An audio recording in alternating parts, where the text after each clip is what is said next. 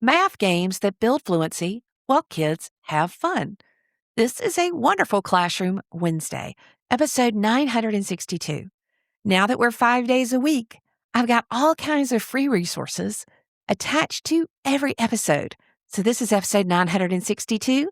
You can go to coolcatteacher.com/E962 and get all the free resources to bring these ideas to your classroom. This is the 10-Minute Teacher Podcast with your host, Vicki Davis.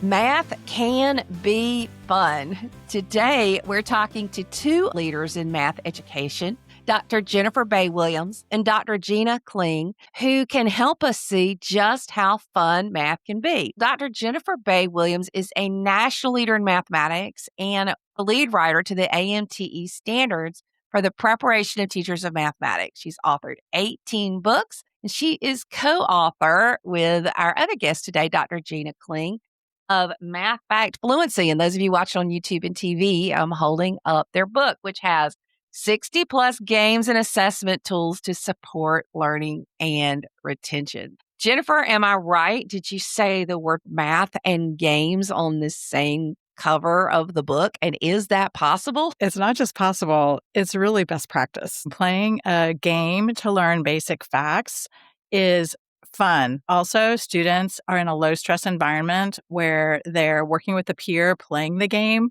so they're actually getting a lot of practice. And if they get stuck or they don't know what to do, their friend can give them a tip or an idea to figure out the facts. In the end, they learn their facts better and they have a stronger positive feeling towards math learning. Well, I ended up loving math. I'll admit we used to do the round the world thing, and the hardest thing I ever learned was math facts. It was harder to me than calculus because I struggle with memorization. And I just remember getting physically ill where you would get up out of the desk and whoever got the fact the fastest could advance. It just drove me crazy. Do all of the games, Jennifer, have to be stressful or can they actually be fun? I love this question. I've taught pre-service teachers, elementary teachers in particular, for 30 years. And when I ask what is their worst memories of math, that around the world comes up all the time.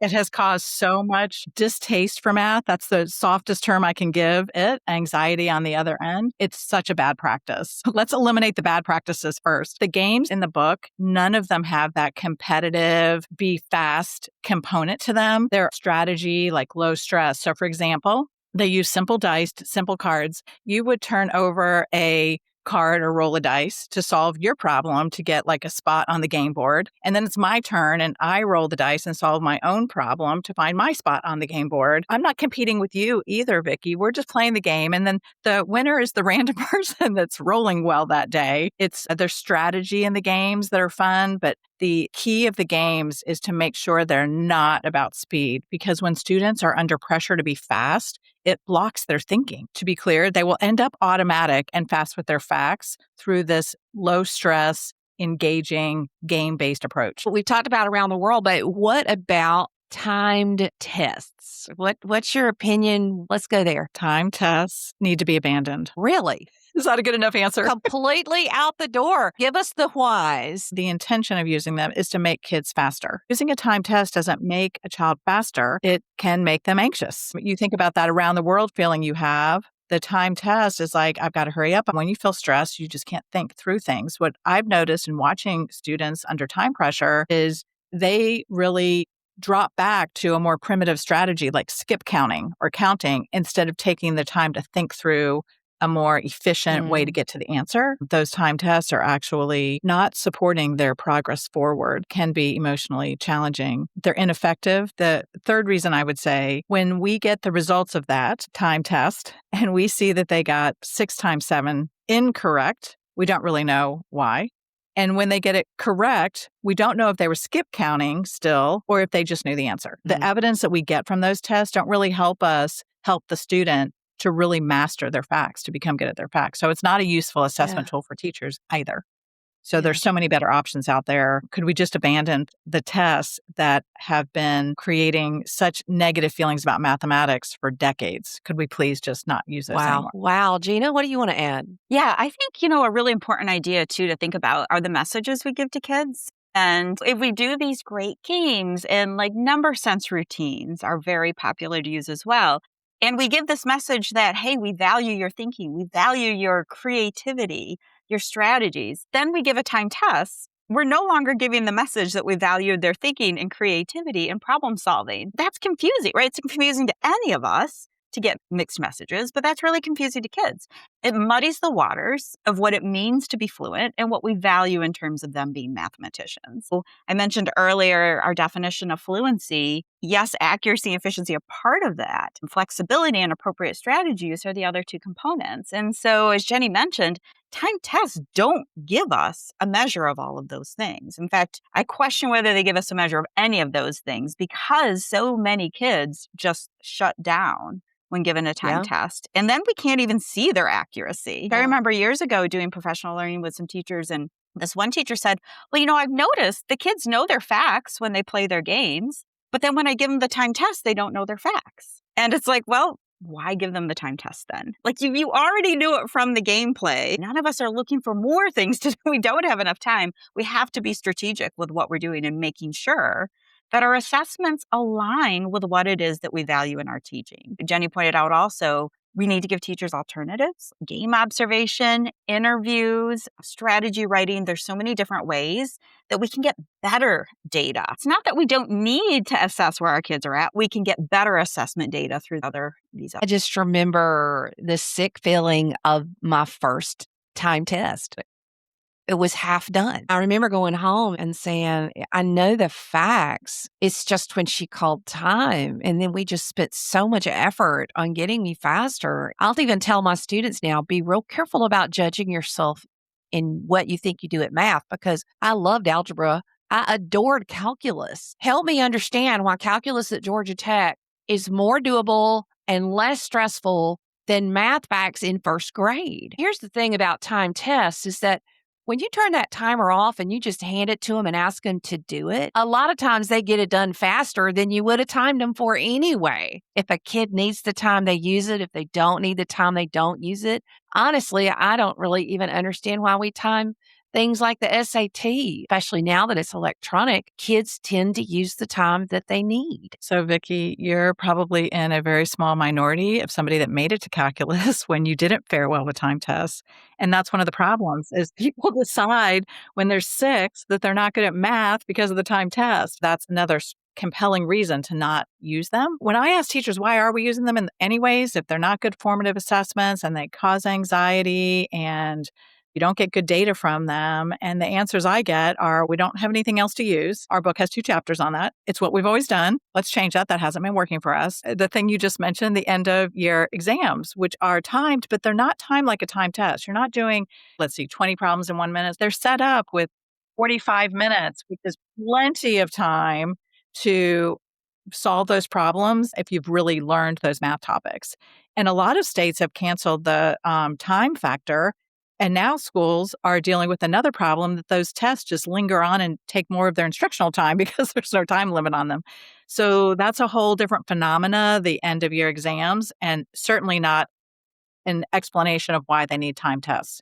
You can't be talking about the SAT they're going to take when they're juniors in high school as a reason to put a 6-year-old under a timer to solve 60 problems as fast as they can. If I could add on to that, there was an example this winter. I was working in a school district and a kindergarten teacher said, well, I do this because they need to learn how to handle pressure. Which again, you're thinking a 5-year-old, a 6-year-old. That's scary to think. But what happens then is they equate that feeling with math. I don't know the psychology of how we can best help kids learn how to handle pressure situations, but I don't want it linked with math. If our goal is to help them learn how to deal with pressure, take it out of the math classroom. Find other ways of doing that. We need to separate it from math. Otherwise, we're never going to get beyond the math anxiety that's crippling so many of these potential rich mathematical thinkers. A lot of it comes back to the fact that my mom was a teacher. And I remember hearing her tell my dad that her education is not going to be over before it starts. Because this was first grade for me. And we spent a whole lot of time after dinner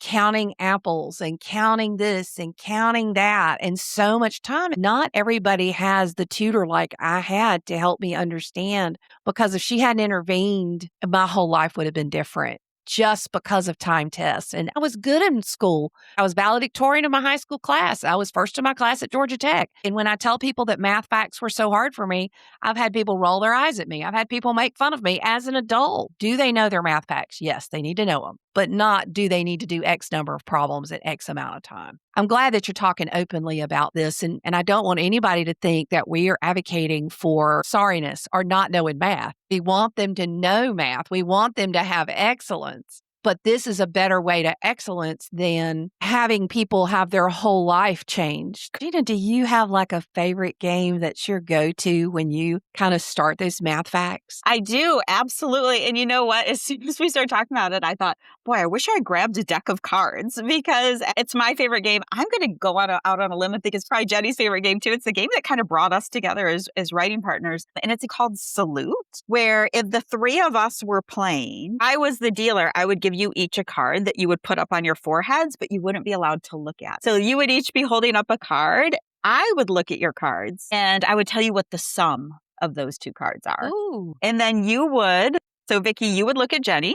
So let's say I said the sum was 16 and you look at Jenny and you see a 9. Well, you can figure out what your missing addend is. At the same time, Jenny's looking at you and she's seeing a 7 on your forehead and figuring out that she has a 9. And then we just rotate roles. It's one of my favorite games because it is so incredibly engaging. Family math nights and parents and kids together getting engaged. But I also love it because as much as we want math to be fun, it's got to be meaningful. It's got to have mathematical meat to it. And that particular game, they're using addition, they're using subtraction. We can actually adapt it when they get a little older to multiplication and division. They all have a different role in the game that they all depend on each other to be able to make the game work.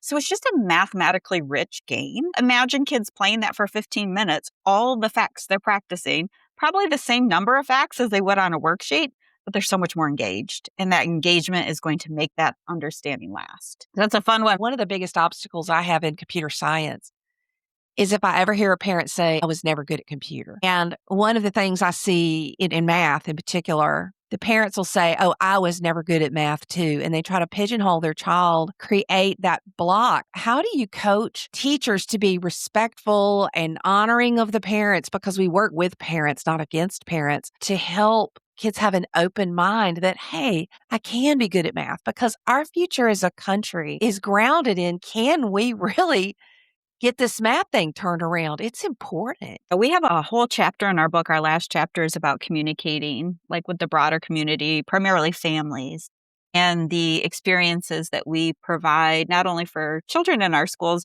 but for families in terms of rethinking what it means to be good at math, because that's really where the source of the problem is. You know, the notion that they had of what it meant to be good at math, being fast, being good at memorizing, really has very little to anything to do with being good at it. Like what we value is problem solving, perseverance. And so not only sharing those messages in our schools, both with how we teach kids, but also how we assess kids, that we have that coherence. That, yeah, I value your thinking. I value the fact that you're sticking with this problem and working really hard, but then providing environments for parents to explore that, something very engaging around a family math night. We send home bookmarks with some of our games and game baggies that just give guidance to parents on how to play math games with their kids. How to ask questions, like just asking their children as they play, how did you figure it out? Can you think of another way you could figure that out? Because they don't know, because they probably never had experiences playing math games as kids. We need to help coach our parents to not only understand what it really means to do mathematics effectively and how they can best help their children with that. It really is changing the narrative around all of that. I love that. Jenny, did you want to add anything? We do want to help parents.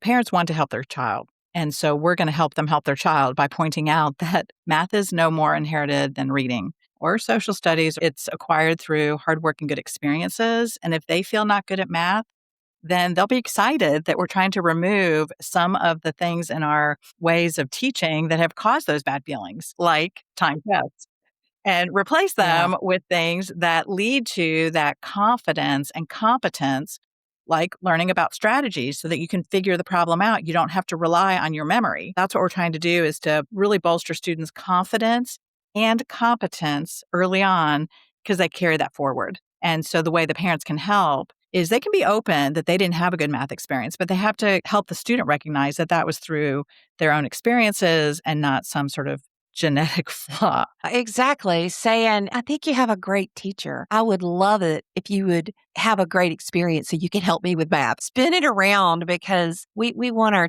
children to be excellent. Oh, this has been such a delightful conversation. To make your life easier playing those games, there is a companion website where the games are downloadable. Half of the games are downloadable. It's a free website for anyone. The Kentucky Center for Mathematics developed this website during COVID and as a service to ASCD. That's why it's located on the Kentucky Center for Mathematics website. But if you just Google the title of the book, Math Fact Fluency, companion website, and you look for the picture of the purple book, you'll end up on that website. Half the games are there. They're in English and in Spanish. There are student recording pages. Some of the assessment tools are there as well. Great. If you want to play subtraction stacks, you don't have to make that game board or trios. It's downloadable on the website. Dr. Gina Kling and Dr. Jennifer Bay Williams, thank you for having this. Thanks for tuning in to the 10-Minute Teacher Podcast. Watch the video version of this podcast and catch my new radio and TV show, Cool Cat Teacher Talk, on YouTube and a radio or TV station near you. Join my Cool Cat Teacher Classroom Matters newsletter at coolcatteacher.com/newsletter. Leave a review if you found this helpful. See you later, educator.